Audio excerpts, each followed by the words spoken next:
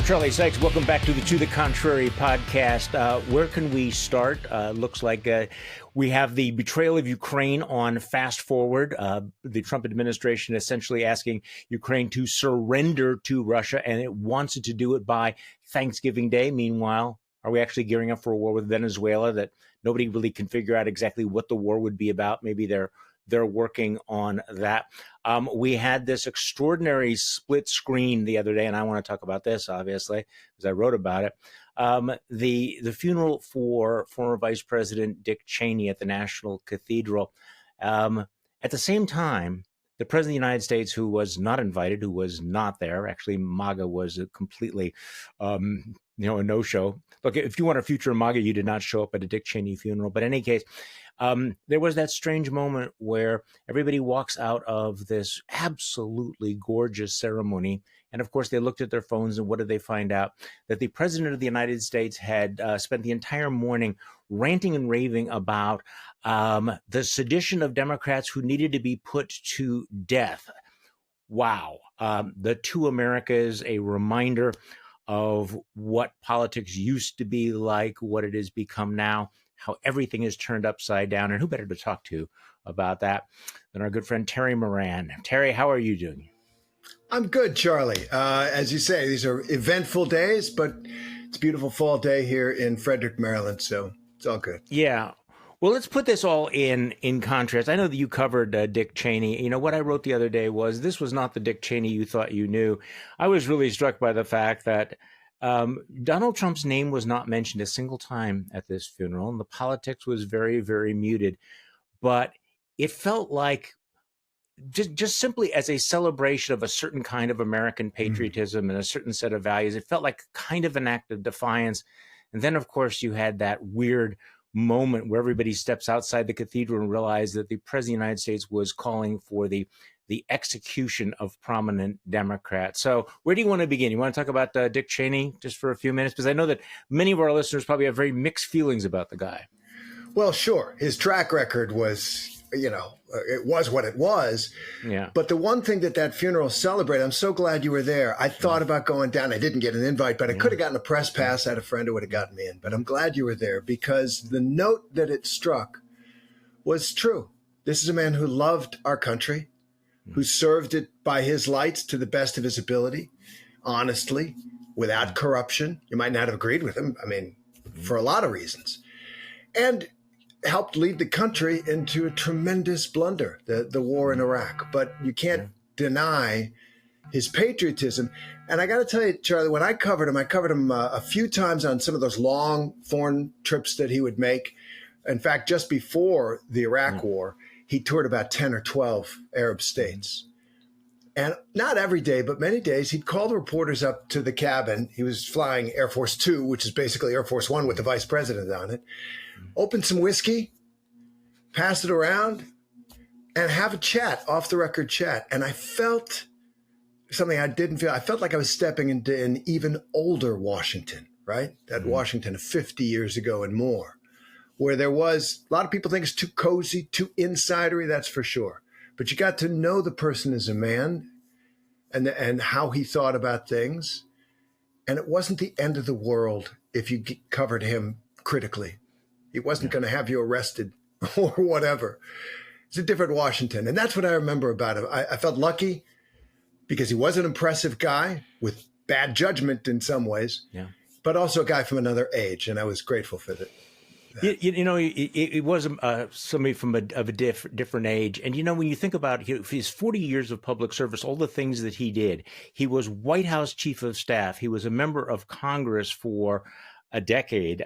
He was a CEO of a major corporation. He was vice president of the United States for 8 years. And yet very little of that was discussed during his funeral. You've heard people talk about your resume values versus your eulogy values. How do you want to be remembered? What do you want to be in your eulogy? And what was interesting is Iraq was not mentioned. A lot of the political accomplishments were not mentioned, but there was a lot of focus on the measure of the man. His intelligence, his carefulness, his prudence, his sort of stoic philosophy. But really what came through was his role as a husband, as a father, as a grandfather. His grandchildren gave very, very moving tributes to him. And I thought that was an interesting choice, that instead of going for a hardcore political message, that you went for that more human message. But in many ways, I did feel that highlighted the difference of our time that we're in right now. Because the thinking of him as a man and as a American character, the contrast was there. Donald Trump was not mentioned; he was not present, but you got the sense that this was the moment. And when you stepped outside the cathedral and you looked at your phone and you realized the man who's sitting in the Oval Office, what he represents in terms of his character, in terms of his priorities, the language, it really was this sense of, what used to be versus how everything's been warped almost beyond recognition. Yeah. Cheney's America is gone, but ours is too, Charlie. I mean, it's not just the old 60s, 1960s, 1970s America. It's the America of 10 years ago that's gone, at least for now. And that contrast, says it all. We need really desperately, I never thought I'd hear myself say this, but to get back, some of what Dick Cheney was able to bring to governance. Tough-minded, tough partisan, tough political operator, and a patriot, put country first, and could talk to the other side, could talk to reporters, right? We gave him a hard time, and he knew that was part of it. He didn't much like it, but there is no way to govern ourselves unless we can do that again. And Trump is the opposite of that. He must obliterate the slightest syllable of opposition, of disagreement, of criticism, because his psyche can't take it. And, Dick Cheney, he was the Dark Lord of the last 20 years, and deservedly so. It was a huge blunder. And he was the driver of it. George W. Bush had very little experience. He was less than a year into his presidency when 9/11 happened, and they all kind of freaked out. But he nevertheless could pursue his political goals with fellowship, American fellowship. And we have to get back to that, because at the end of the day, it's either going to be a kind of authoritarian rule or a democracy again. And you have to be able to persuade each other if you're going to have a democracy. Well, and also, as you looked around the cathedral, you realize it was also shaped by the choice that he made and Liz made to break with the Republican Party, to denounce Donald Trump, after January 6th, and to the fact that he endorsed Kamala Harris. So you had there in that front row, you had only had two former presidents of the United States, you had President Bush, President Biden, bipartisan, every living vice president. What an interesting club that was. They were all there. You had people like Mitch McConnell, but then you also had those, and it was a little bit discordant. There's Rachel Maddow sitting there, a few feet away from John Bolton. And you realize this would not be happening if it weren't for the moment that we're in right now. And I think that many of the people in that, and again, I'm not part of the Washington Village. I assume that there were a lot of Bush people, there were a lot of Cheney people, but there are also a lot of people there who were there because of that final chapter of his life, the way he stood with Liz Cheney, her courage. And as you listen to the stories of the family, you got the sense, you understood who Liz Cheney was as the daughter of Dick Cheney, and how when it really came, push came to shove, they were going to lay down their political careers, if necessary, to stand up to what's going on here. And that was really, again, they didn't pound it. There was just like one quote, just one line from Liz Cheney's tribute, where she said, he was a Republican, but he knew that the bonds of party must always yield to the single bond we share as Americans. For him, a choice between defense of the Constitution and defense of your political party was no choice at all. And that's why, frankly, a lot of us were there. Okay, so let's talk about the other part of that split screen, your reaction to the death threats from the president. How else you describe that? You had a group of Democratic veterans, all have military backgrounds. They record a video telling members of the military, do not obey. You do not have to obey an illegal order, which, by the way, is very much part of the military. You do not have to obey an illegal order. And this triggered Donald Trump. I mean, he went on I mean, when he talks, I mean, just read just again, you walk out of there and you get seditious behavior, all in caps, punishable by death, all in caps, exclamation point. Another post, hang them, he declared. George Washington would, all in caps. By the way, I kind of wonder how, MAGA, who is, really very, very upset about, any commentary about Charlie Kirk's murder, how they've reacted to this. But your thoughts, the enthusiasm with which the president of the United States is calling for death explicitly, all in caps, about Democratic senators and representatives recording a video. It was horrific when I saw it. It was I thought it was a low point in a series of low points. And, I also thought that it shows how intoxicated Trump is at this moment. He feels he's riding high, although the public is tiring of the shtick and they want to see some practical, pragmatic results in their lives that they aren't getting. He's got to worry about that unless he succeeds in imposing a kind of authoritarian rule on the country. But what is most striking to me is that he feels free to do that, because for two reasons. He sees the military as his military. And once again, he brooks no dissent. His military, right. His military. Remember when General Mark Milley would not shoot the protesters in the streets of Washington? He hated that. He wants to give an order and see it obeyed right away. As for what it means, it was a simple restatement of the basic principle of the Uniform Code of Military Justice. Right. Our troops obey lawful orders and lawful orders only. And I have to tell you, I've got a friend who spent a long time in the military and told me the story after these tweets came out of how he felt at one point in his career that he needed to disobey an order or not abide by it and do so in the proper way. It does happen. And remember that Donald Trump asked if he would be able to declare martial law in the 7 swing states in 2020 and send the troops in to govern a revote. Mm-hmm. Well, exactly. And look, these death threats, he's got a fetish for this. He's got a fetish for these kinds of threats. You mentioned Mark Milley. Do you remember there was that time when he suggested that Mark Milley be tried for treason for a phone call that he made? I mean, this is part of his DNA. But I thought it was really important what they did, and I have to admit that that I was impressed with this, and I just want to make sure that I give credit where credit is due. Alyssa Slotkin shared this video. You had Mark Kelly from Arizona, Representative Jason Crow, Chris DeLuzio, Chrissy Houlihan, Maggie Goodlander, all of whom are veterans of the military or the intelligence community.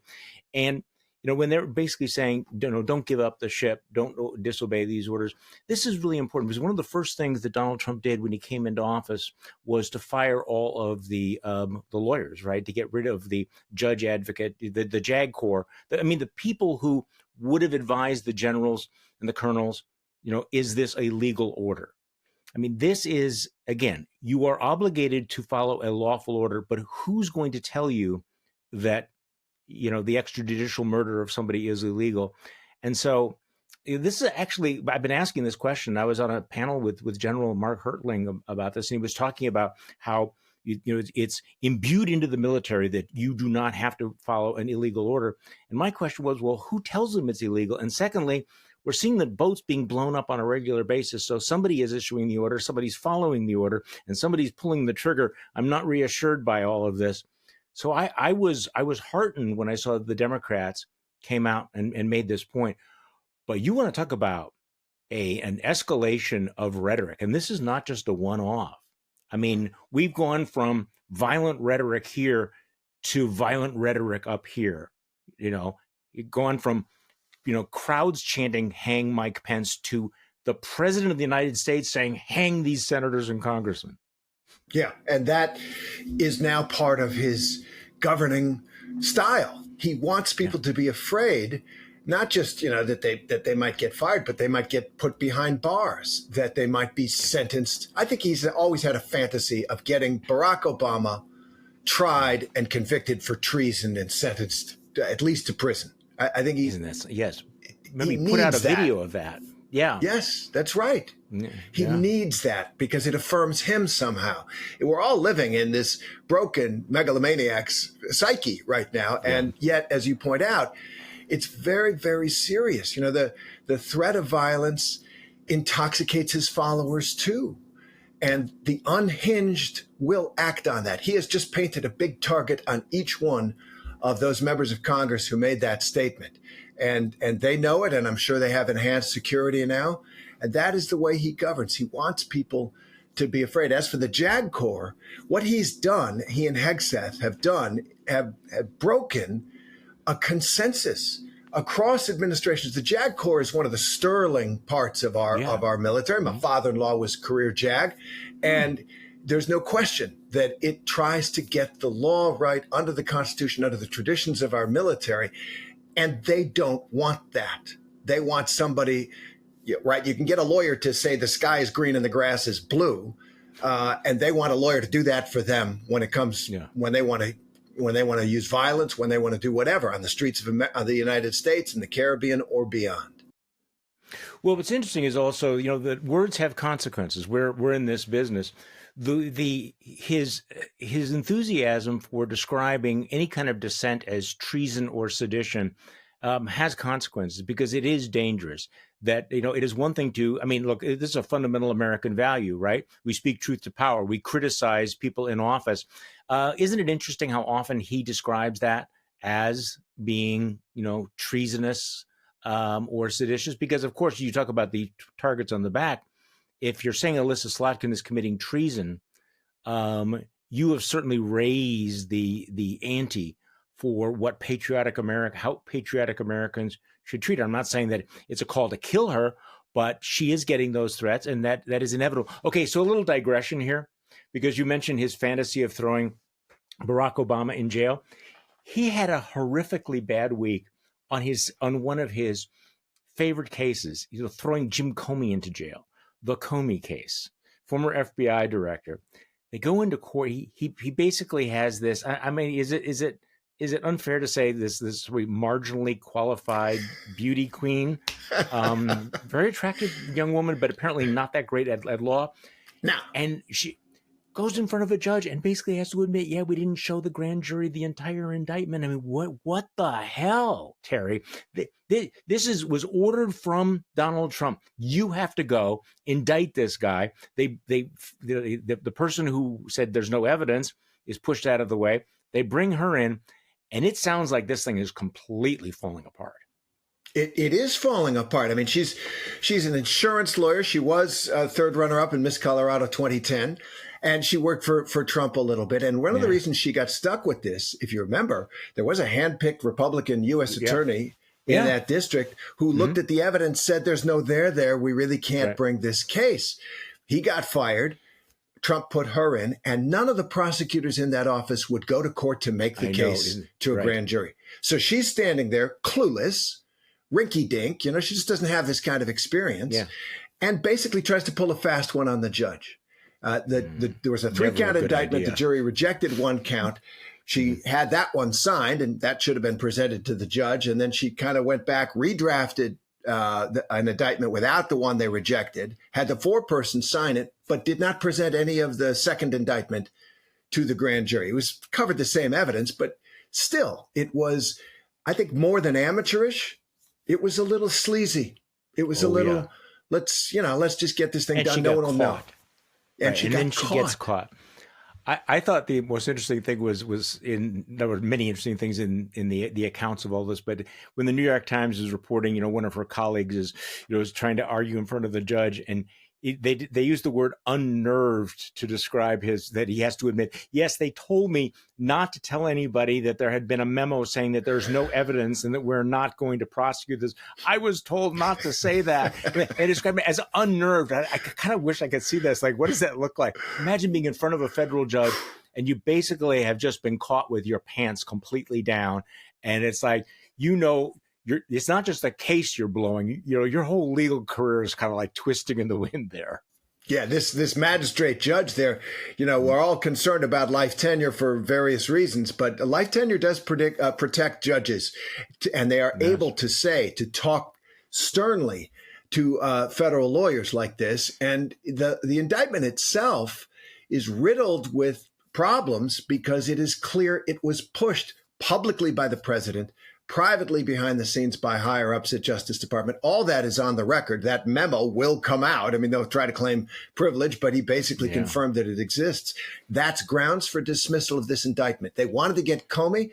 They couldn't shoot straight at him, and they screwed up their own case. It is likely to get dismissed with prejudice, meaning they won't be able to bring it again, and they deserve it because it was corruptly ordered by the president of the United States and incompetently brought to the judge. Okay, so since we're on kind of a screw up roll here, let's talk about the Epstein files because again, this is like things have moved very, very quickly. It was a little bit more than a week ago that there was a full court press, from Trump world, do not sign that discharge petition, calling members of Congress in, browbeating them in the Situation Room. The split with Trump and Marjorie Taylor Greene. You're a traitor. Why was she a traitor? Because she signed the discharge petition to release it. And then it fails. Trump has to do this embarrassing, humiliating climb down. Says, yeah, I don't care. Vote for it. They almost unanimously adopt this in the House. Mike Johnson says, yeah, well, we'll fix it over in the Senate. The Senate says, screw that. We're getting out of the way of this boulder rolling downhill. And now Trump has signed it. So where are we at on that? Terry, is there any part of you that thinks that we're actually going to get the Epstein files as promised released? Because I'm a little skeptical about this. I think that's a very healthy skepticism. We aren't going to see the whole file. We're going to see things that embarrass Donald Trump. They may be able to still deep six it because he ordered, once again, corruptly, the president's not supposed to do this, go investigate the following people who are mentioned there. And on the basis of that investigation, you could claim these are investigative materials and can't release them. Biden didn't release them because the Epstein conviction was on appeal. And so you never know if a conviction gets overturned, you want to retry it. So they didn't release it during his tenure. But now there really is no excuse. And it was so telling and such a moment, I believe, to see the entire Republican Party, except for one person, rush to vote to release the Epstein files, because this is an issue that cuts across party, class, everything. Epstein is one of the darkest public figures of my lifetime. And he spun this web among the most powerful people in the world, princes and sheikhs and emirs and corporate chieftains and university presidents and American presidents, and peddled girls to them. I mean, it's just nightmarish. It unites the country in outrage about the evil of it and about the class of, these are guys who get away with everything. And I think they want to see the truth of it because they're tired of that kind of society. But they need to protect Trump because he's all over it. He was a friend of Jeffrey Epstein's. There's just no doubt about it. And there's pictures. That's going to be a problem. Interviews. Yeah, it's going to be a problem. Yeah, I think it's kind of a measure, and I'm not saying whether it's fair or not at this point, but as a measure of how toxic it is. Here's Larry Summers, former president of Harvard, who hasn't been accused of any illegal activity at all. But he was obviously chummy with Epstein, and now he's bailing from corporate boards and leaving Harvard, and obviously had really, really bad judgment. But it's not just if you engage in illegal activity. Anyone who's caught in that blast radius is right now being destroyed. And so as that goes on, I think Trump's going to try to cover this up and fudge this and do the whataboutism and point the fingers. But the fact that you and I are still talking about it is kind of amazing, isn't it, given the news cycle? Yeah, and it's not good for him. And I was struck also, Charlie, and this comes as no surprise, but every time you see it, it's depressing. The vast majority of Republicans in the Congress wanted to vote to release the Epstein files. They knew it was the right thing to do, but they would not cross Trump even on this until Marjorie Taylor Greene and a few other people stood up, Thomas Massie, Lauren Boebert, Heartland MAGA, right? I mean, people right at the heart of the MAGA movement.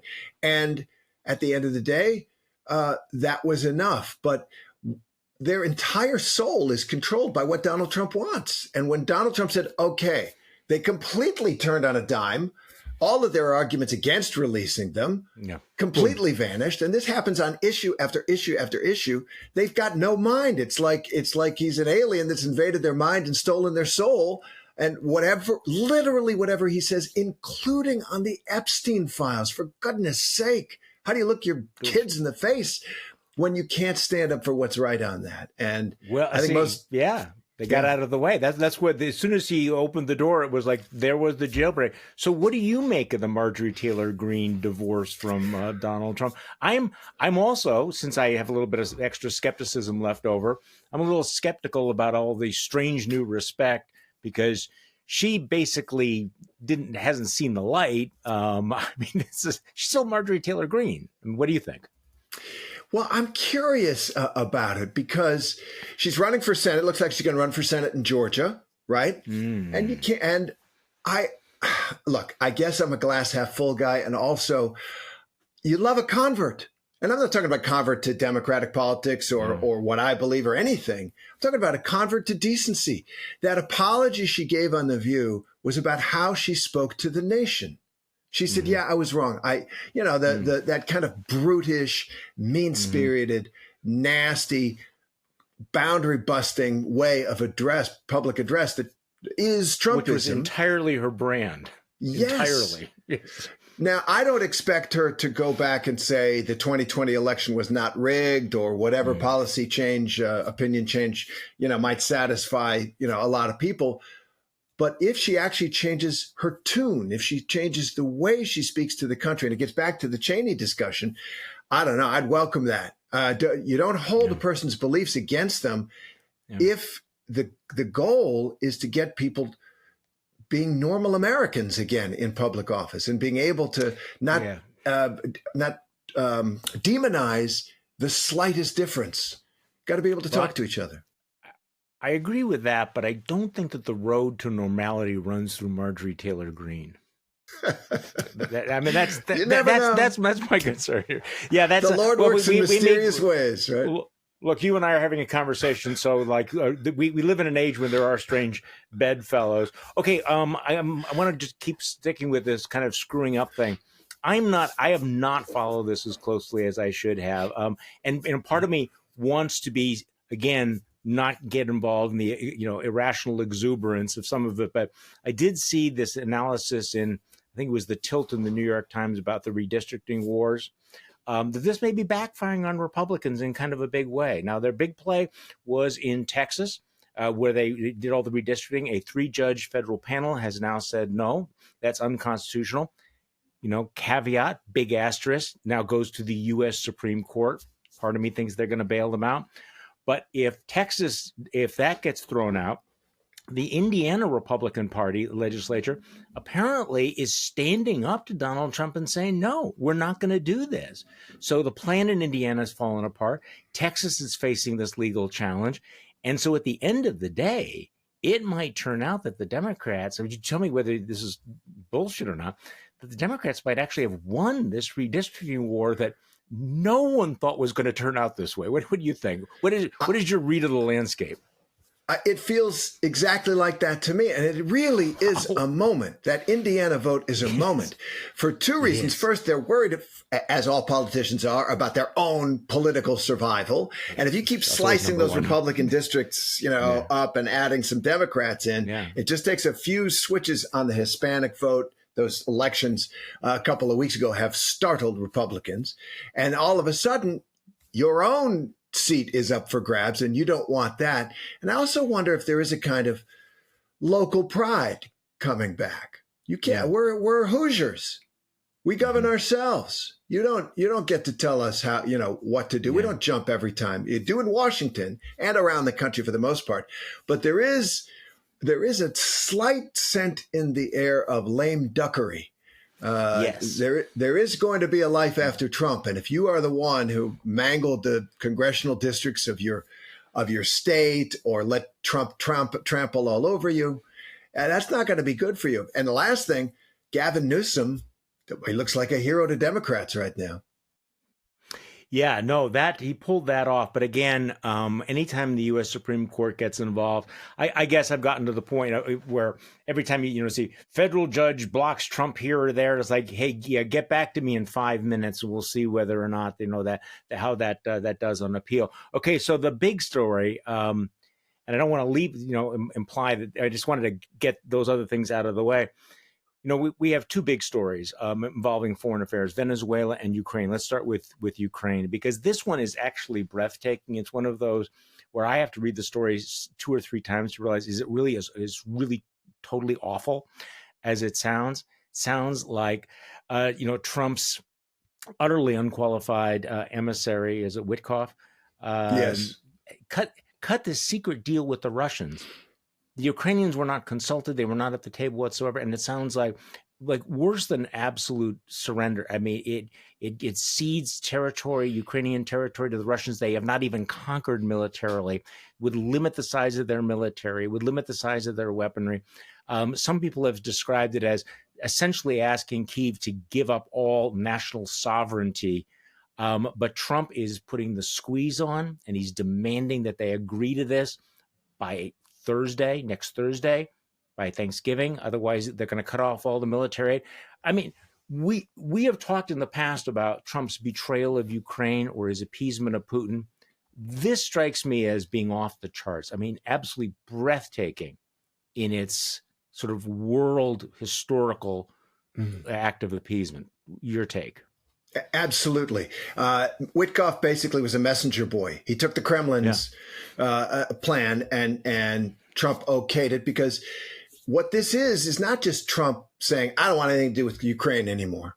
He doesn't want anything to do with the transatlantic alliance, because Europe won't take a syllable of this. They will not stand for any of this, because they recognize the threat that Russia poses to them.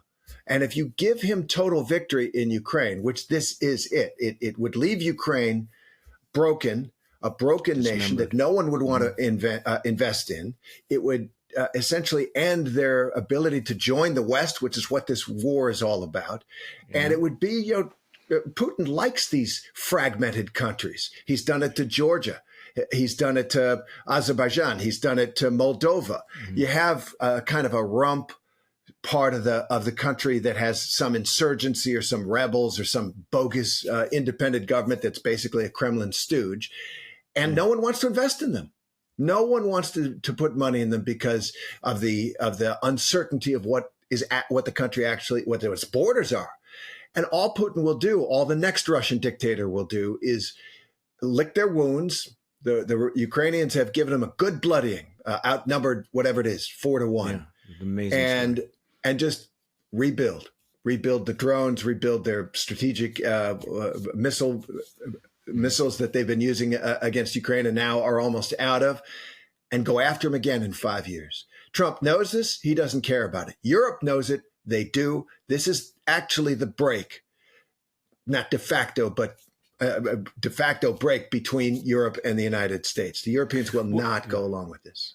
Well, they're getting together to come up with a counter proposal, but I think that there's been a certain amount of delusional thinking that somehow they could jolly Trump along. That that if you just suck up to him enough, that maybe he won't completely switch sides in the Cold War. But we're seeing this. By the way, speaking of sucking up, and I don't want to finish this podcast without talking about this. What was your gut reaction to watching the royal welcome for MBS in the White House, the way that Trump went out of his way to downplay, Prince Bonesaw's role in the murder of Jamal Khashoggi, et cetera. I mean, and the utter complete,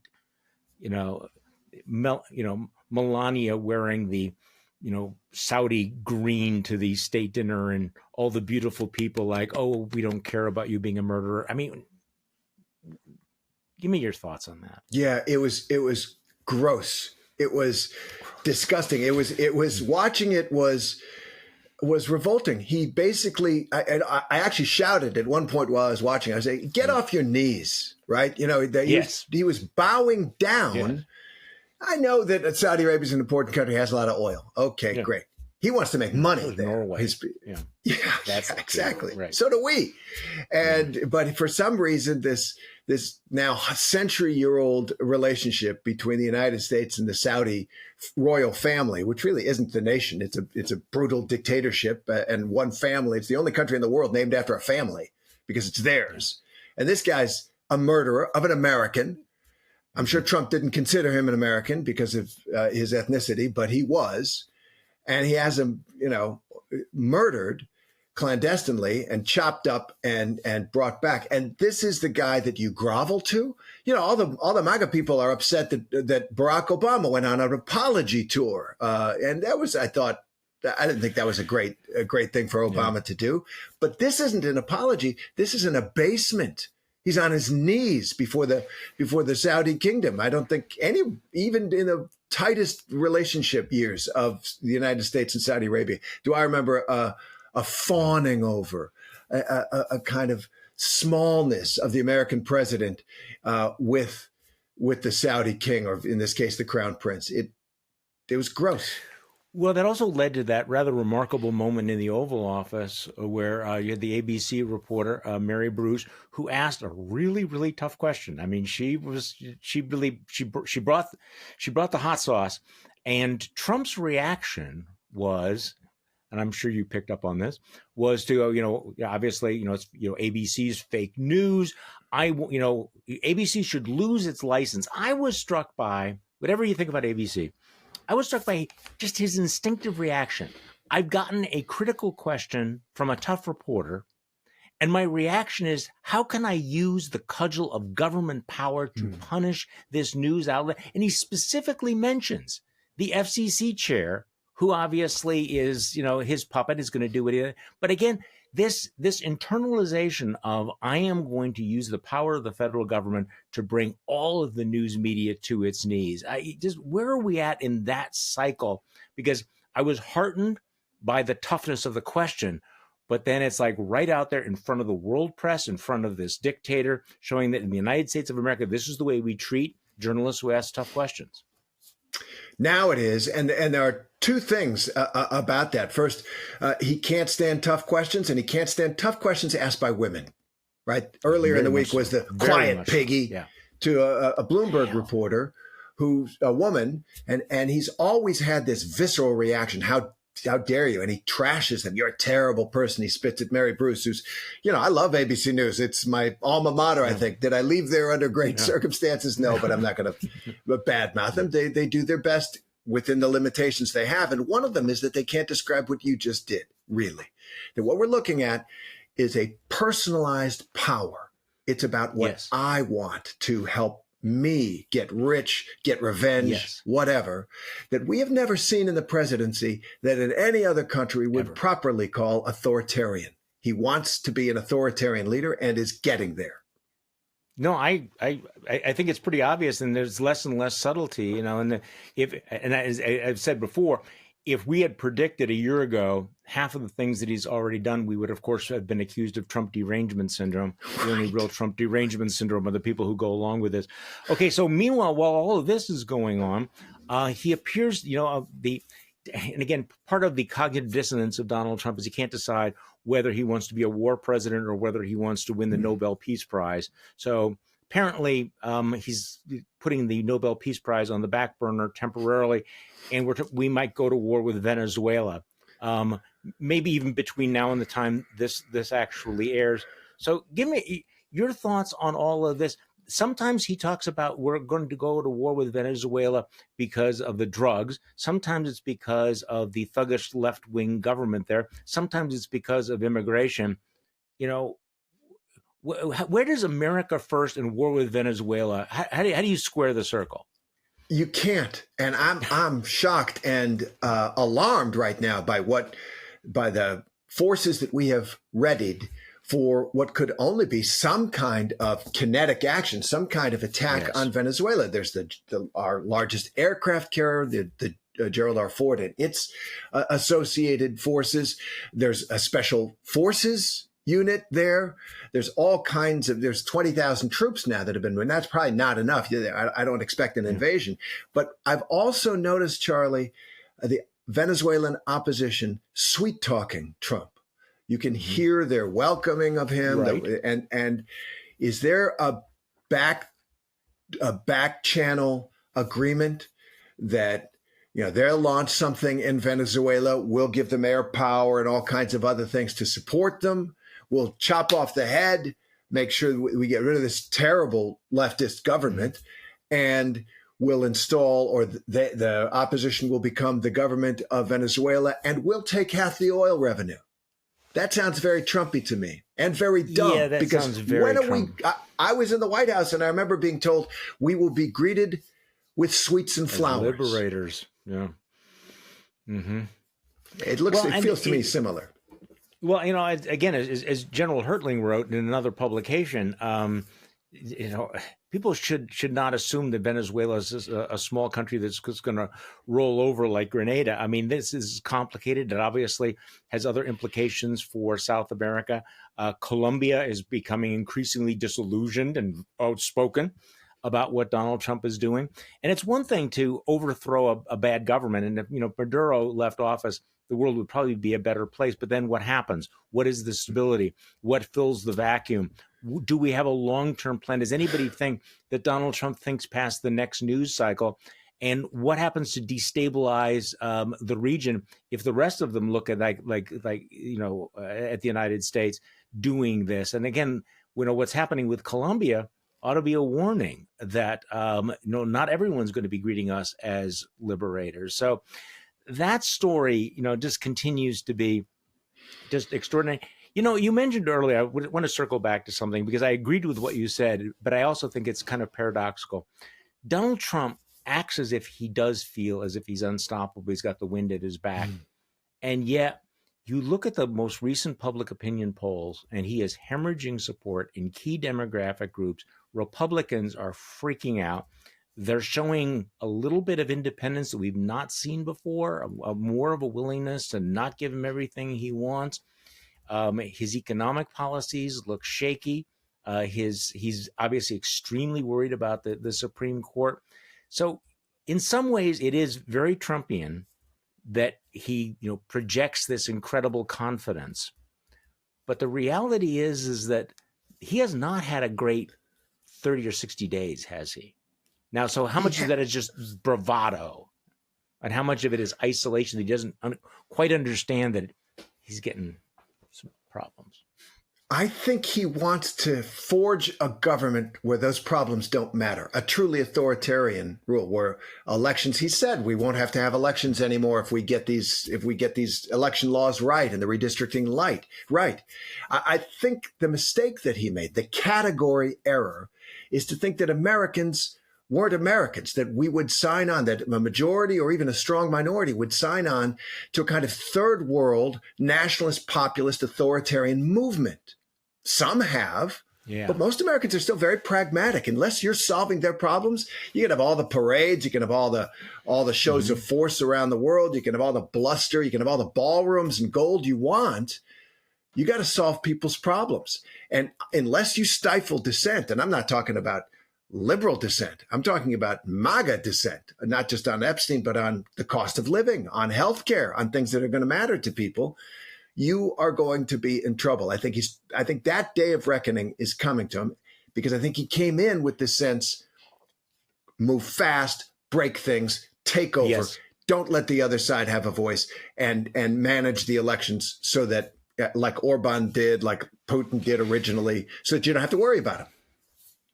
Well, I agree with all of that, and I think this is what's interesting is that they get elected because people want to upset the establishment. They're concerned about the cost of living, and this happens. I mean, this happens so often in politics that the extremists then see, we have been empowered. So what they have done is he has turned over the king's keys to the kingdom to Russell Vought and to Stephen Miller, these extreme ideologues. That's not what people voted for. They voted for the kinds of things that you're talking about. But what are they getting? They're getting this pure, undiluted Stephen Millerism and Russ Voughtism. And these guys think they have the wind at their back, or they think that they have a compressed time period. But because some of the stuff you're seeing, you would think that a normal presidency would go, we need to pivot. We need to slow our roll a little bit, but I don't see any evidence of that. Yeah, that's not Trump. So what stops him really? The Congress isn't going to stop him. It would be the midterm elections, but even that, it does seem that he wants to make sure those elections come out right by his lights. And never forget, he's one of the first executive orders he signed was to launch a criminal investigation of Christopher Krebs. He's kind of a mid-level bureaucrat who confirmed that there was no tampering in the 2020 election, right? He said, this is the cleanest election we've ever had. We've taken a look at everything. I'm the expert. My staff, they know how all of the voting machines, how all the counts work, and it's clean. And he wants him behind bars for saying that. So I'm not sure the midterm elections are going to be able to do what midterm elections were designed to do, which is course correct by the voters themselves. I think they want to find a way to make sure they manage those elections. Well, what makes that plausible is every conversation about this, every single conversation has to make at least some reference to the fact that this is the first president of the United States who tried to derail the peaceful transfer of power.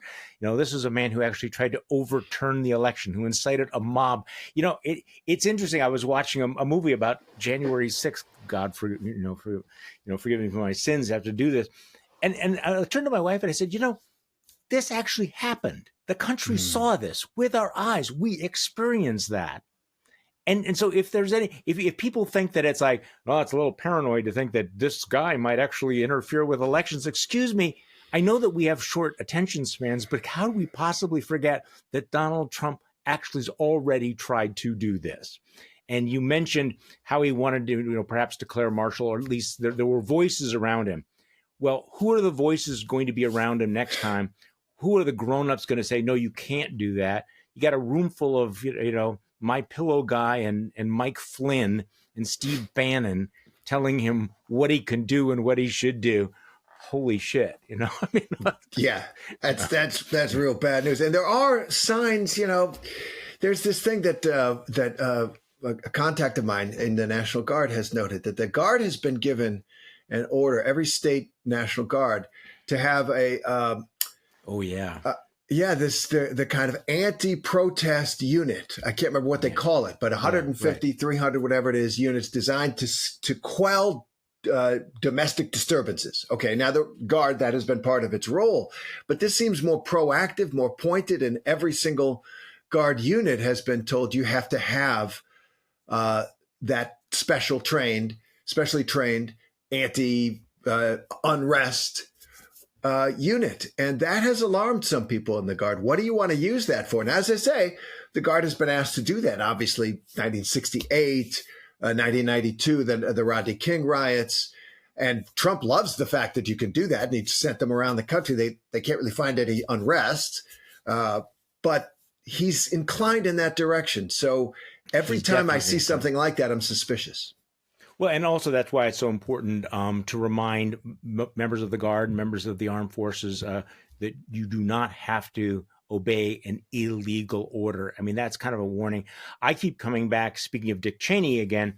You remember right before January 6th, Dick Cheney and his daughter played a key role in getting all of the living secretaries of defense to sign a letter saying that there was no role for the military in the presidential elections, which the more you think about it is like, holy crap, why did they feel it necessary to write that letter back then during the first Trump presidency? That something alarmed these guys, and these are serious guys, secretaries of defense, signing a letter saying, yeah, absolutely, don't think of it, don't go there. So again, let's just remember what Trump has already done, what he's already talked about doing, what he's already attempted to do when we think about the future. Terry Moran. Yeah, go on. Well, just the last thing I'd say, the most destructive thing he's done to the democracy is persuade tens of millions of Americans that they cannot trust the count no matter what, unless they win. Yeah. And that would give him grounds to go further. Yeah, no, I think that's absolutely true. Terry, thank you so much for all your time. I appreciate it. Have a great weekend. Thanks, Charlie. You too. Happy Thanksgiving. Happy Thanksgiving. And thank you all for listening to this episode of To the Contrary podcast. You know why we do this, and kind of think about it over Thanksgiving, that when you gather around the turkey or the ham or whatever you might be doing, where you take the Cousins Walk. Did you read about the story in the Wall Street Journal about the Cousins Walk? You go look it up. It's really